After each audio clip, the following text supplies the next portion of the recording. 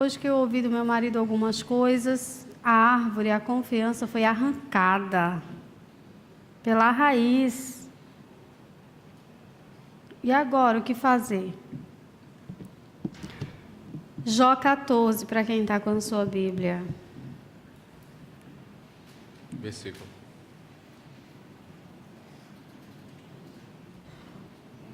Tem que falar versículo. Versículos 7, 8 e 9. Gente, para a restauração do casamento, o segredo é total dependência e confiança não no outro, mas em Deus, no Espírito Santo de Deus. Eu não sei como que está a versão que vão colocar aqui, mas na minha Bíblia está assim, NVI. Para a árvore, pelo menos a esperança, se é cortada, torna a brotar, e os seus renovos vingam. Suas raízes poderão envelhecer no solo, o seu tronco morrer no chão. Ainda assim, com o cheiro de águas, ela brotará e dará ramos como se fosse muda plantada. Se você depender de Deus para que a sua confiança seja restaurada, Ele vai fazer isso. Ao cheiro das águas que representa o Espírito Santo, Ele vai fazer isso. Ela vai brotar e ela dará ramos como se fosse muda plantada. É interessante que um dos pastores que nos aconselhou logo no começo do nosso processo de restauração, ele disse uma coisa bem interessante que eu guardei ali no meu coração. Ele disse: olha só, Raiuca, foi o seu marido que te feriu, não é? Mas eu queria dizer algo para você. O Espírito Santo quer usar o seu marido para restaurar você. E olha que interessante, eu falo sobre isso, a restauração da confiança, no meu livro. E é uma coisa que não vai depender só de você, vai depender muito mesmo daquele que quebrou a sua confiança. Sim, depende muito mesmo dele. Quando eu falo de dependência em Deus, é você dar oportunidade para que essa confiança seja restaurada confiando em Deus. E aí você, marido, você, esposa, que quebrou a confiança, vai se esforçar para fazer tudo o que a sua esposa, que o seu marido pedir. Sabe, para onde você for, ligue avisando: olha, eu estou em tal lugar, estou fazendo isso. Se vai demorar, mantenha o celular sempre ligado. Não tenha senha no celular. Permita que ela tenha acesso se ela quiser, se ela desejar. Se ela lhe fizer perguntas, fale. Responda, seja claro. E se você deslizar, chegue em casa com humildade, confesse, peça perdão. Gente, isso vai fazer a confiança crescer novamente. Isso vai curar o coração dela ou dele com relação à confiança que foi quebrada entre vocês. Amém? Amém. Paulo, como é que eu posso construir então? Eu nunca caminhei em cima de integridade no meu relacionamento. O que eu posso fazer para construir integridade no meu relacionamento? Primeiro ponto, irmão, seja fiel nas pequenas responsabilidades. Se você for fiel no pouco com a sua esposa, o seu coração vai ser testado, vai ser provado exatamente nessas pequenas coisas e vai construir algo maravilhoso dentro do seu relacionamento. Isso vai construir a fidelidade nas grandes coisas. Se você não é fiel em cumprir algo que vocês combinaram, se você não é fiel em compartilhar pequenas necessidades, se você não é fiel em cumprir pequenas responsabilidades, você não vai ser fiel nas grandes coisas. Irmãos, vamos ser muito honestos aqui. Essas pequenas responsabilidades, quando elas são comprometidas, aborrecem ou não aborrecem? Às vezes a esposa pede uma pequena coisa e o marido vai lá e esquece. Mensagem direta, mensagem tópica, o marido esqueceu. Mensagem relacional que a esposa recebeu: eu não sou importante para ele. Entenderam aqui o paralelo? Então, se você quer ser íntegro na sua relação, seja fiel nas pequenas coisas. Eu não estava sendo íntegro com a Railca como uma coisinha que a princípio parece boba, mas quando eu estava escrevendo o livro, eu fui confrontado com essa palavra, eu disse, cara, eu não estou sendo íntegro com ela. E eu vou contar aqui a história bem rapidinho. É que assim, eu gostava muito de ir no mercado, eu gosto de ir no mercado fazer as compras, antes eu não me envolvia com nada, hoje eu gosto de fazer. Eu gosto muitas vezes de levar as crianças comigo, a gente faz a festa. Mas lá na cidade que eu estou morando, tem um mercado que tem uma lanchonete, meu amigo, que é uma delícia. E eu meio que estou combinado com ela de não comer mais essas coisas. Então o que eu estava fazendo? Deixa que eu vou no mercado. Deixa eu ir contigo. Não, não precisa, fica aí.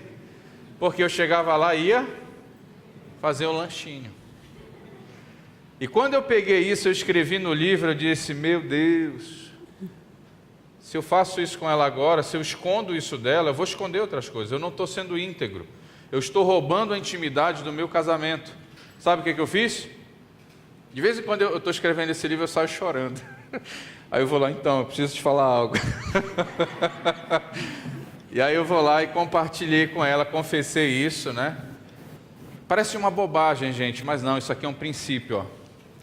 Maridos e mulheres, se vocês forem fiéis nas pequenas coisas, quando chegarem as grandes tempestades, os grandes desafios, vocês vão conseguir dizer o quê? Não. Amém? Queridos, essa é uma área que eu confesso para vocês, eu não confio nele, não. Ele diz, eu vou fazer uma dieta. Aham, ok. Eu estou me comportando aqui. Oh. Porque é uma área que ele já falhou tanto. Então, assim, por isso que é muito importante, frutos do verdadeiro arrependimento. Amém. Mas como que você quer que a sua esposa, que o seu cônjuge volte a confiar em você se você não tem dado o fruto do verdadeiro arrependimento? Não é verdade? Ele está começando de novo. Mas não, gente, eu perdi a fé. Eu vou conseguir, gente, eu vou conseguir. Mas, ok. Eu vou conseguir. Segundo ponto, para você construir integridade dentro do seu relacionamento. Diga não prontamente à tentação. Eu falei isso várias vezes durante esse tempo. Gente, não brinque com tentação. Se você perceber uma má intenção, alguma coisa ali que não é legal, você sabe discernir isso. Ainda mais nós, né, que temos o Espírito Santo. Você percebeu aquele olhar que não é legal, ela não é sua esposa, ele não é seu marido, você está brigada com o marido, mas aí aquele camarada ali não é o camarada, você está carente muitas vezes por conta do seu relacionamento, não se envolva com aquele rapaz. Entenderam? Quanto mais rápido você disser não, mais fácil vai ser fugir da tentação. Amém? Princípio bíblico, falei ontem, qual o princípio bíblico para fugir da tentação? Velocidade. Entendeu? A tentação veio por esse lado, você sai pelo outro. Se você for pronto a dizer não para a tentação, rápido, você vai evitar recaídas e você não vai ferir o seu relacionamento. Amém? E às vezes é bom você confessar a tentação, não vou dizer que sempre, mas é melhor confessar a tentação do que ter que confessar depois o pecado. Verdade. Não separe sua vida particular da vida pública. Irmãos, pensa num cara que dissimulava. Pensa num cara que fingia ser um cara, mas no escondido, no secreto, era um outro cara totalmente diferente. Não permita essa fenda no seu caráter. Não faça nada escondido. Sabe, aquilo que você faz escondido, que você sabe que pode ferir o seu relacionamento, faz o seguinte, confessa para sua esposa, amor, preciso de ajuda, eu não estou conseguindo vencer isso aqui. Compartilha com ela, sabe, traz ela para perto, procurem ajuda de um pastor, procure orientação de um conselheiro, cristão, pelo amor de Deus, né?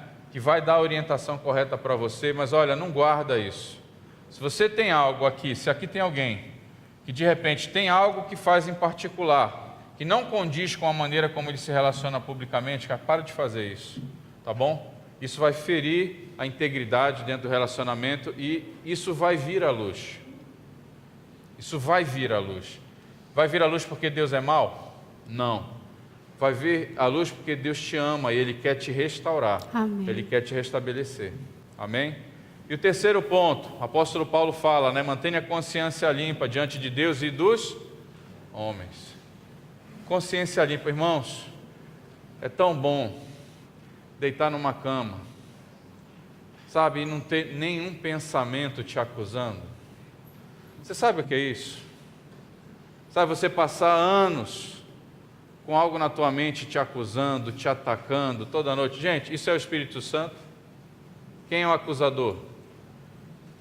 Cara, aqueles pensamentos, aquela voz maldita dentro da gente, dizendo, você adulterou, cara. Quem é você? Você é um canalha, você é um hipócrita. E a consciência pesada. Agora experimenta ter uma consciência livre, trazendo à luz tudo aquilo que te prendeu. Gente, é maravilhoso você deitar e, sabe, você dormir. Isso é uma bênção maravilhosa. Então isso vai ajudar você a construir a integridade dentro do seu relacionamento. Aqui só para reforçar, a intimidade emocional, o vínculo seguro deve vir antes da intimidade sexual. Se apeguem um ao outro. É engraçado, né? Eu sempre brinco com ela, né? A gente deita, ela vai brigar comigo, mas tudo bem. A gente deita, né? E eu brinco assim, vamos fazer amor? Muitas vezes brincando, né? E ontem foi engraçado, que ela disse, vamos. Eu disse, não, calma, eu quero só ficar abraçado. Mas olha, eu vou ser muito honesto com vocês, gente, que prazer. Porque antes, eu só queria o corpo dela. Eu só queria usá-la. Hoje eu ganhei uma companheira. Eu ganhei uma amiga. Eu consegui olhar para a mulher maravilhosa que eu tenho do meu lado. Sabe, isso é maravilhoso, porque eu só tinha um corpo. Eu não queria relacionamento, eu só queria o quê? Sexo. Terminava o sexo, o que eu queria? E muitas vezes ela chorava, porque ela se sentia usada por mim, abusada. Irmãos, felicidade conjugal não está na quantidade de vezes que você faz sexo. Não está. Sabe, felicidade conjugal está muito mais ligado a quê? A amor dentro desse relacionamento. A essa convicção de que você dá e recebe. Sabe, você ter a segurança de você poder confiar em alguém. Gente, isso é muito bom dentro do relacionamento. E olha que a nossa frequência sexual, para quem tem 15 anos de casado, ela é até acima da média, por tudo que a gente acompanha e aconselha. Mas assim, eu queria sexo antes 3 vezes por dia. E eu ainda me masturbava depois. Isso é vida. Hoje, irmãos, eu faço sexo cheio. E quando termina, eu não quero uma nova dose. Eu sinto paz. Esse é o sexo sem cativeiro. Eu não sou mais prisioneiro do sexo. Porque um verdadeiro amor me preencheu. E ele transborda na minha vida e eu consigo oferecer esse amor. Vocês conseguem entender o estado de paz que isso causa na vida de alguém? Gente, o meu coração é que todos os casais experimentem isso que eu estou vivendo no meu casamento. Sabe, o desejo...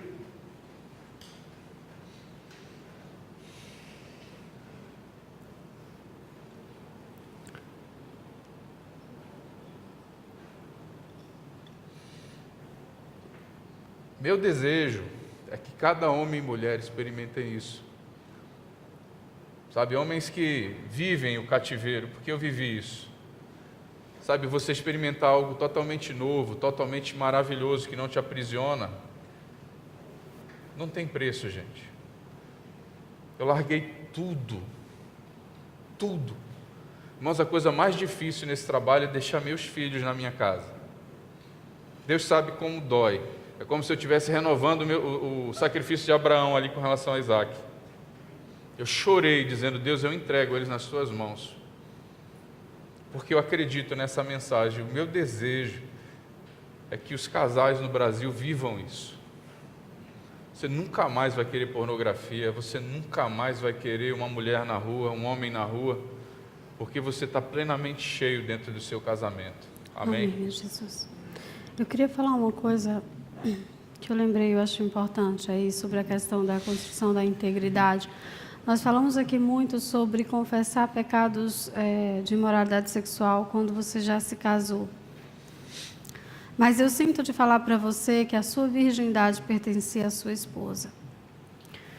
Eu sinto de falar para você, esposa, que a sua virgindade pertencia ao seu marido.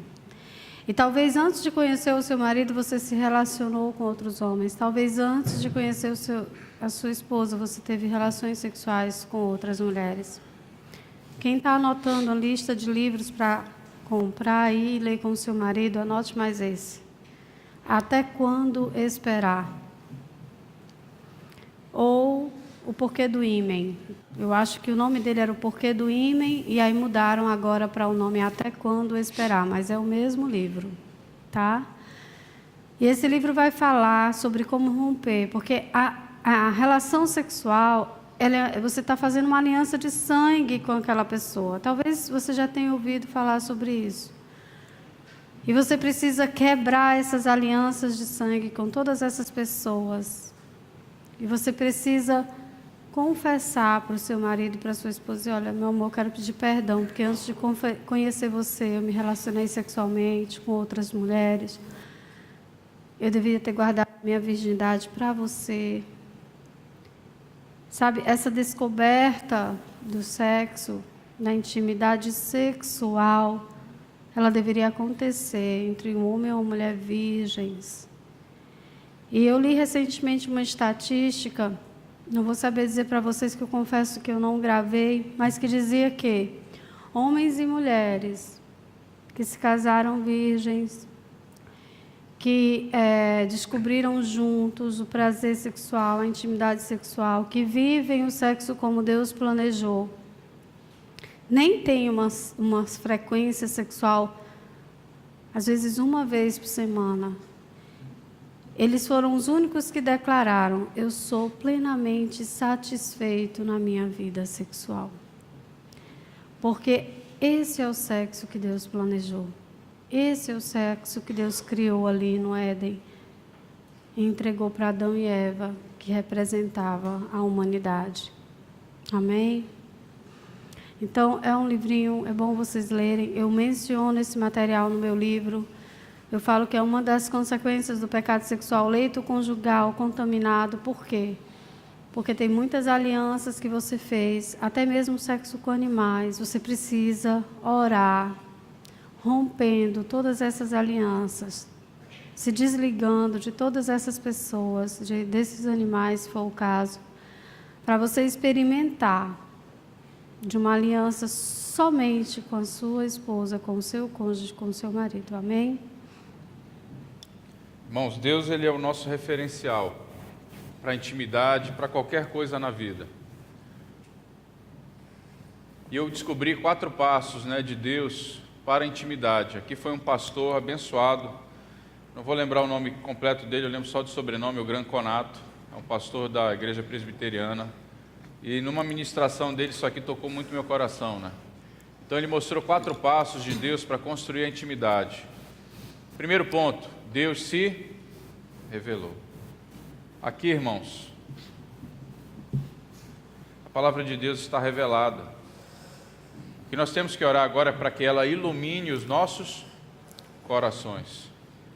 Mas a palavra está revelada, é um Deus amoroso que se revela em cada página, caminhando em direção a ter intimidade conosco. Então é impossível construir intimidade sem uma disposição de se descobrir, se revelar. E Deus, Ele revela na palavra dele o seu caráter, a sua vontade e os seus segredos. Ele esconde como um maná escondido, Ele só entrega para quem? Para aqueles mais íntimos dele, aqueles que estão mais próximos a Ele. Então, para construir intimidade, é fundamental você se revelar. E Deus, Ele deu esse passo para construir intimidade comigo e com você. Eu sinto de novamente bater nessa tecla. Talvez você tenha sido roubado da sua virgindade. Talvez você menina, você mulher hoje aqui, quando menina, você foi abusada sexualmente. Às vezes até por um ente querido. Você já conversou sobre isso com o seu marido? Às vezes a sua disposição para o sexo não é muita, porque você está ferida nessa área. Talvez quando seu marido te toque, te remete àquele abuso.